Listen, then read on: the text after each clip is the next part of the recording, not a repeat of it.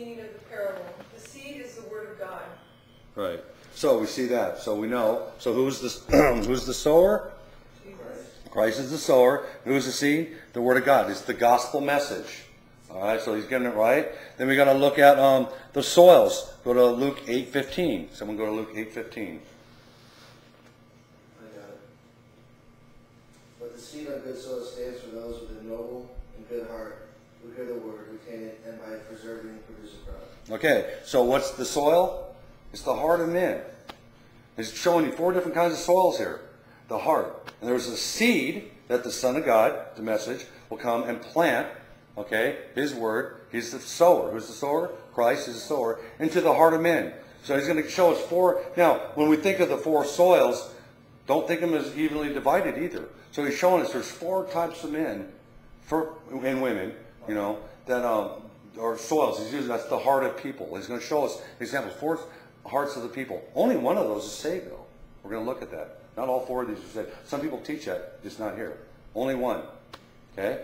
Only one saved. That's what we're going to look at. And this is what he's saying when we look at this. So he's giving a picture. So when we see a picture, here's the ground because they can understand that the soil that I be planting if I'm a farm is the heart, my heart. Okay?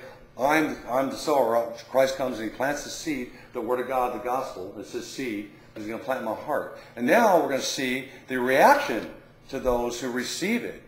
That's what the 4 soils are. Okay? Each soil is going to give each soil. We see in 13, verse 4 is the first soil. And says, as he was scattering seed, some fell along the paths, and the birds came out and ate it up.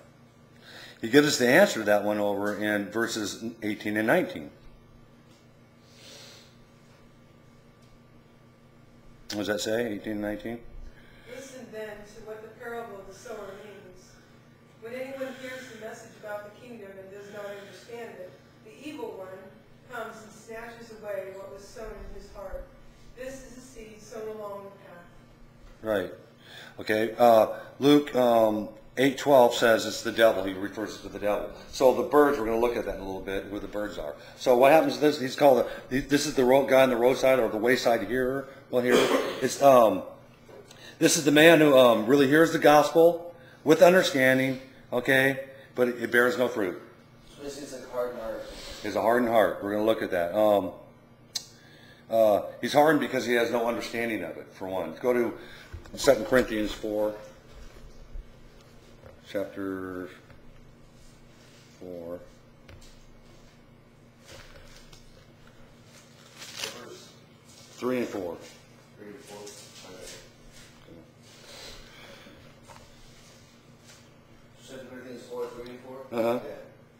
You want to read, Jeff? Yeah. And even if our gospel is veiled, it is veiled to those who are perishing. The God of this age has blinded the minds of unbelievers, so that they cannot see the light of the gospel of the glory of Christ, who is the image of God. So see, in this first says, so he comes and he plants the seed, and they're so blinded, okay, they're so blinded by false doctrine or whatever it is that Satan is referring to. Remember we said that it was taken away from them. They can't even see, it doesn't even penetrate at all. It sits on top of the ground. It doesn't even penetrate. They don't receive it, nothing, in any matter. All right? Because their hearts are so hardened. Ephesians 4:18. 4:18? Yeah, I'll start in 17, though. So I tell you this and insist on it in the Lord, that you must no longer live as the Gentiles do in futility of their thinking. They are darkened in their understanding and separated from the life of God because of their ignorance that is in them due to the hardening of their hearts. So he's showing right here that their hearts are extremely, a lot of things can harden people's hearts. What are some things can harden your heart that would make you not want God? Bitterness. Yeah. Resentment. You can hate. Jealousy. There could be things that happen in your life that say, I hate God. If there's a God that says, I hate him. Greed. Right? There's a lot of things. I hear that a lot. You could have been molested as a child. Okay? You hear things like that. You get molested, and people hate God because why would God allow that to happen? Hardening of the heart. So therefore it can't. There's actually war veterans that will say things like that. that. So There's things like that. God, they wouldn't even allow something like that to happen. Right. So that these people, they hear the message, they might hear the gospel, and what do they reject it because there could be their hearts are hardened. Age will harden your heart. That's why Christ says, "Come to me when you're young." The fact is, statistically, most people do not, as they get older, will receive Christ because they become hardened. They become hardened to certain things. They see things that just they don't have no understanding. How could God allow us to happen? All kinds of different reasons. Okay, blinded by, we said, the god of this world, false doctrine. Different beliefs. You get hardened by other beliefs. You get hardened by because you've made God in your head what you wanted to believe. The other people, yeah, they'll come up with something. Godliness is next to cleanliness. You hear that one? I've heard that one. You know that's not in the Bible. Or the seven deadly sins. Did you know that's not in the Bible? Yeah.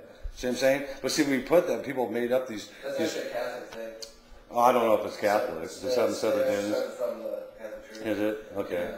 So, but see, those aren't. See how people have their own. I remember my mom married a 30-day wonder. He always had a thing about that. I call yourself Christian, but isn't godliness that's a cleanliness? I'm thinking, yeah, I think he's right. You know what I'm saying? I think he's right. We got to get clean. You know, believe me. You know what I'm saying? If that's all it took, you know what I'm saying? That's the outside. Right. But see how we can make things up in our head? You know what I'm saying? We need to know the Word of God. So people get hardened because they make a God up in their head, so they want to refuse to hear it. There's all kinds of reasons. So for this first soil, we see their hearts are hardened. The seed, God's gospel message, won't even penetrate their heart.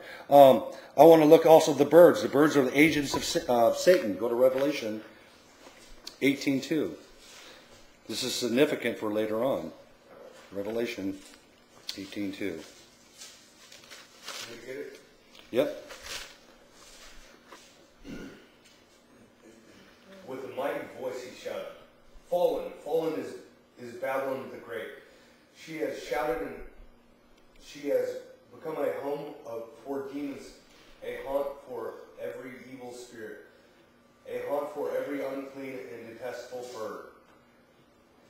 Right. So we see that when we did a study in Revelation, when we went over that. Yeah. Okay. So the birds are a representation of demonic powers or demons. Okay. Satan's agents. I want to look at one more like that. Luke chapter 11, 24 through 26.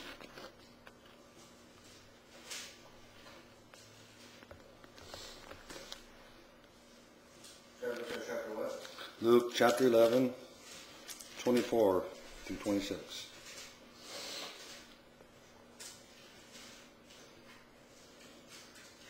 It says, when an evil spirit comes out of a man, it goes through a place seeking rest and does not find it. Then it says, I will return to the house I left. When it arrives, it finds the house swept clean and put in order. Then it goes back and takes 7 other spirits more wicked than itself. They go in and live there. And the final condition of the man is worse than it first started. That's a reference to that too. And it's a reference to arid places when it says that the hearts are dry like a desert. They become hardened, dry. And what is that? It's a domain where evil can live now. And that's what it says when it comes. They hear the word of God because of their hearts are so hardened. Satan's right there. The enemy's right there to snatch that away and fill you with other things because your heart's empty. That happens because of a hardening of the heart. So that's the first one we see. Okay? We have to remember this too because we will see some of these same references in each, as we go in each parable. And you'll notice how they're all kind of basically the same. All right, let's go to the second soil. Second soil we'll see in Matthew 13, 5 through 6.